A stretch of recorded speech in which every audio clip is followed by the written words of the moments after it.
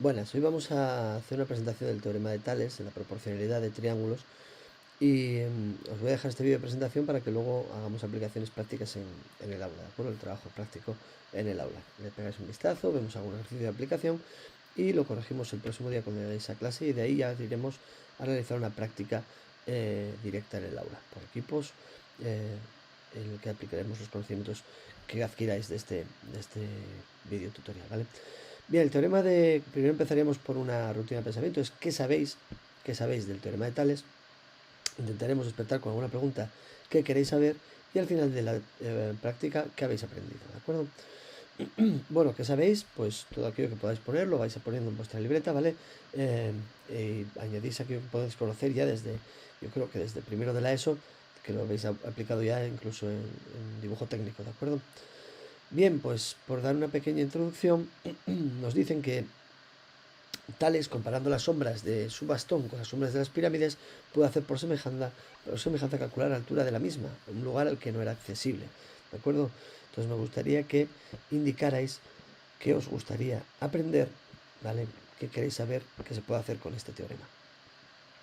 Antes de continuar, ¿vale? Antes de que sigáis viendo la siguiente diapositiva. Bien, el teorema de Tales, tal y como utilizó el propio Tales, nos sigue a través de la semejanza de triángulos. Como los rayos del Sol inciden de forma paralela sobre cualquier objeto que esté en la superficie terrestre, pues el triángulo que formaría la altura de la pirámide con su superficie sería un triángulo semejante al que formaría el bastón con la sombra que genera el bastón, ¿vale? Entonces esta proporción se mantendría y ese cociente nos daría el cálculo que podríamos sacar de la altura de la pirámide, un lugar no accesible, ¿vale? Bien, vamos a dar tres tipos. El tipo escalera, aquella que no se cierra, tiene forma de una escalera abierta y entonces los lados correspondientes, por ejemplo, al AB es el DE, el correspondiente al BC sería EF y al AC sería DE.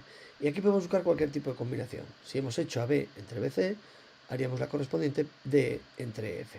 Podemos tener muchas más combinaciones. BC entre AC sería EF entre DF. Y así podemos ir viendo un montón de ellas más, ¿vale? Podéis comprobar todas las que hay. Esto nos permitiría resolver un triángulo de este tipo, ¿vale? Una situación de este tipo, en la que, por ejemplo, una de las opciones sería 1 entre 5, x entre 7, lados correspondientes de uno de los dos, cada uno de los dos sitios. El siguiente sería el de triángulos cerrados. En este caso es un poco más amplio, ya que nos permitiría aplicar ya los lados, no solo los que están en los laterales, sino también esta parte del triángulo, que sería un lado correspondiente, el del pequeño con el del grande. En este caso, por ejemplo, OA entre AB sería OC entre CD y podríais ver todas las combinaciones que se van apareciendo por aquí. Os lo dejo para que vosotros mismos indaguéis.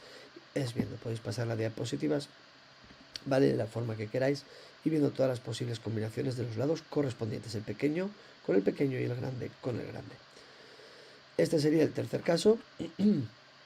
Una de las aplicaciones sería calcular, por ejemplo, aquí el segmento AC, 5 entre AC, 5 más 7 sería 12 entre 36. Esa sería una de las posibles combinaciones que nos permitiría sacar. Y por último, bueno, tenemos más ejemplos que los podéis ir viendo en la presentación. Otro ejemplo de aplicación, otro ejemplo de aplicación, ¿de acuerdo? Que podemos ir viendo y que iremos corrigiendo en clase. Y por último, el del reloj de arena. El del reloj de arena, aquí en este caso el correspondiente a AO o A sería el OD, el correspondiente a OB sería OC, el correspondiente a AB sería el CD.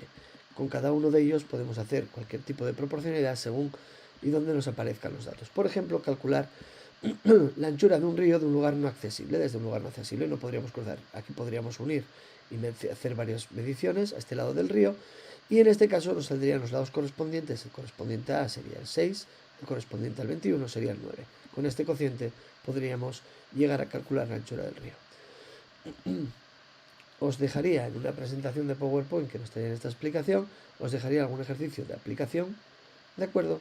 Y nuestra tarea, una vez que tengamos esto, sería intentar llegar a ejercicios de esta aplicación para llegar a calcular un ejercicio tipo este que veis aquí y que nos permitiría, intentaremos calcular la altura del edificio de nuestro colegio, ¿vale? Utilizando un espejo en el suelo y las distancias que podamos medir accesibles donde este no lo sería.